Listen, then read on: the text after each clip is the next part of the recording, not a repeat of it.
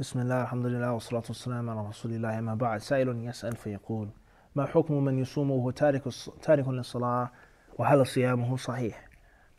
With regards to someone, a Muslim who doesn't pray, what is the ruling on this person fasting in the month of Ramadan? If he fasts, can his fast be valid? He doesn't make salat at all, or he doesn't pray? Al-Jawab, the answer says, الصحيح أن تارك الصلاة عمدا يكفر بذلك كفرا أكبر كذلك لا يصح صومه ولا بقية عباداته حتى يتوب إلى الله سبحانه لقول الله عز وجل ولو أشركوا لحبط عنهم ما كانوا يعملون. The Mufti says that the correct view, the strong view, is that those who don't pray are not considered Muslims. They have made major kufr. He says the correct view is that those who do not pray have made major kufr. Not minor kufr, but major kufr. He says that's the correct view. So thus his fast is invalid. And all other acts of his worship are invalid, let alone being accepted. And this is the case until he repents to Allah subhanahu wa ta'ala. Until he repents to Allah, the Mighty and the Majestic. Allah says in Surah Al-An'am, and if they have made shirk, the prophets and the messengers, وَلَوْ أَشْرَكُوا, then everything that he used to do would be null and void.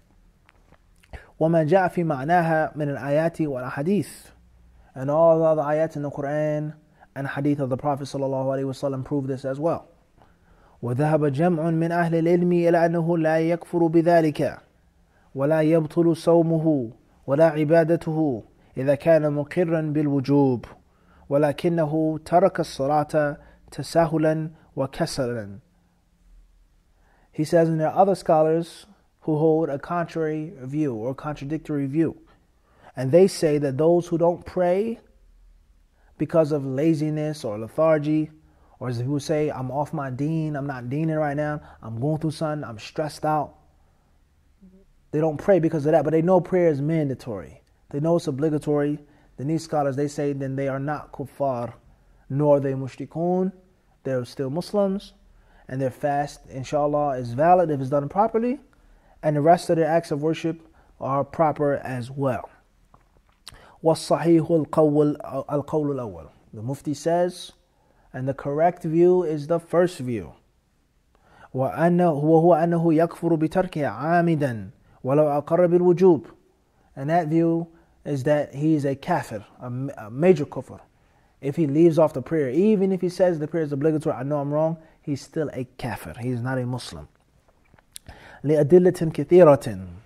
And this is based off of many proofs and evidences. مِنْهَا قَوْلُ النَّبِي صلى الله عليه وسلم. From them is the Prophet صلى الله عليه وسلم statement, إِنَّ بَيْنَ الرَّجُلِ وَبَيْنَ الشِّرْكِ وَالْكُفْرِ تَرْكَ الصَّلَاةِ أخرجه مسلم في صحيحه من حديث جابر بن عبد الله رضي الله عنهما.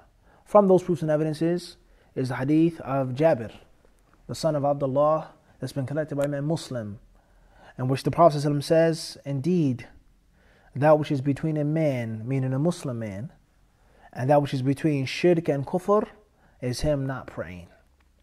ولقوله صلى الله عليه وسلم العهد الذي بيننا وبينهم الصلاة فَمَنْ تَرَكَهَا فَقَدْ كَفَرَ.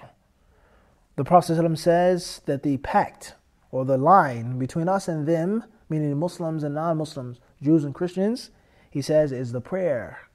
He says whoever leaves it off has made kufr. أخرجه الإمام أحمد وأهل السنن الأربعة بإسناد صحيح. He says this hadith is collected by Imam Ahmad and by Abu Dawood, Tirmidhi, Nasai, and Ibn Majah with an authentic chain. من حديث بريدة بن الحصيب الأسلمي رضي الله عنه, reported by Buraidah, the son of Al-Husayb Al-Aslami, may Allah be pleased with him. وقد بسط العلامة بن القيم رحمه الله القول في ذلك في رسالة مستقلة في أحكام الصلاة وتركها. And the great scholar of Islam, the genius of Islam, Ibn al-Qayyim, may Allah have mercy upon him, he wrote a book just on the topic. He wrote a great book just on the topic, on the prayer and its rulings. وهي رسالة مفيدة تحسن مراجعتها والاستفادة منها. And it's a very beneficial book in which the student should also, the layman, whoever, anyone can read it, should go back to this book, read this book, study this book, and constantly revise this book. This is the end of this fatwa, and the mufti here is Sheikh Abdulaziz ibn Baz, rahimahullah ta'ala. That's the end of the translation of the fatwa.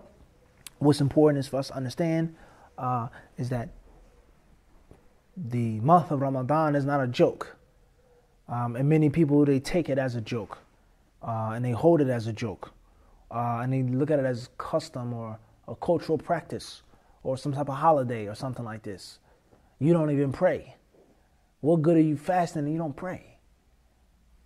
Allahumma musta'an. Perhaps if a person fasts and goes to the masjid and sacrifices and has some type of stuff, maybe it'll encourage him to, bi'idhnillahi ta'ala, pray normally and regularly throughout the year.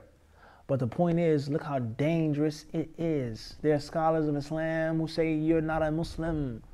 Do you want to gamble with your Islam and leave it in the hands of someone? Just goes to show the importance of the prayer and the danger of not praying. Last but not least is the concept of that opinion, that view that says that those who don't pray are not Muslim. Is a very serious statement. And oftentimes we find this problem in America with regards to the janazah or the janaza. They'll say, did this person pray? He didn't pray. I'm not going to make the janazah in my masjid. You have to be very careful and mindful in taking this view and implementing this view, as we've explained before in Mufti Q&A. And if you do take this view and adopt this view, you're going to have to adopt it all around the board now. Your family members, your co-workers, your friends, the people who take this view when they live in Muslim countries, overseas, in the Middle East, North Africa, Indonesia, Malaysia. The butcher doesn't pray. The qadi at the court who's signing the papers for your marriage doesn't pray. The mechanic doesn't pray. The person at the corner store doesn't pray. The guy at the gas station doesn't make salat. When you pull up to the gas station, you go to the butcher, he says, Assalamu alaikum. What do you say to him? Do you say, Wa alaikum? Do you say that? Your brother-in-law that you know doesn't pray, what do you say when you greet him? Your cousin, your son that you know doesn't make salat, what do you do? Is he a kafir? Is he a mushrik? So this is very serious.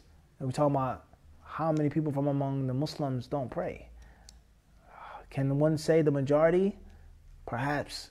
Can one say a good number? Perhaps. If you travel on an airplane, you go to Jordan, how many people on an airplane in Jordan are Muslim? There are a few non-Muslims, a few Christians, Arab, but most we can say, logically, are Muslims. How many people pray when it's time for Fajr?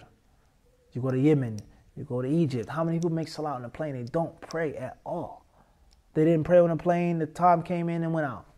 When the plane landed, they're in immigrations, they're walking, collecting their bags. Time went in and went out. You travel with someone and you work with someone, you do business with someone. So it's very, very, very, very, very extremely dangerous and scary. And if you feel that that's the correct view based off of the proofs and evidences and logic, that's fine. But you have to implement it all across the board and not just some miskin person that comes to your masjid for a janazah. Last but not least, as we just said, Ibn al-Qayyim's book, like all other books of Ibn al-Qayyim, is a very intimidating book. His scholarship is so strong, so aggressive. And Ibn al-Qayyim, he mentions a major point in that book, and he says, what are the chances for a Muslim to believe in Allah on the last day and to know that the prayer is the pillar of Islam, the second pillar of Islam, the law loves it, Allah made it mandatory, and to believe that it's such a huge virtue in praying and such a severe danger and a threat in not praying and not pray ever. He says, how is that even possible for someone to believe that and not pray? How can a person be a Muslim and not pray? So that's a very serious point. Ibn al-Qayyim, in all of his books, we know that Ibn al-Qayyim is a scholastic bully. He will beat you into submission to taking his view because the strength that Allah gave him. So we're not here to discuss the ruling, whether it is or whether it isn't the correct view. It's just shedding some light on a few points. And Allah subhanahu wa ta'ala azza wa jal is al-muwaffiq and al-hadi.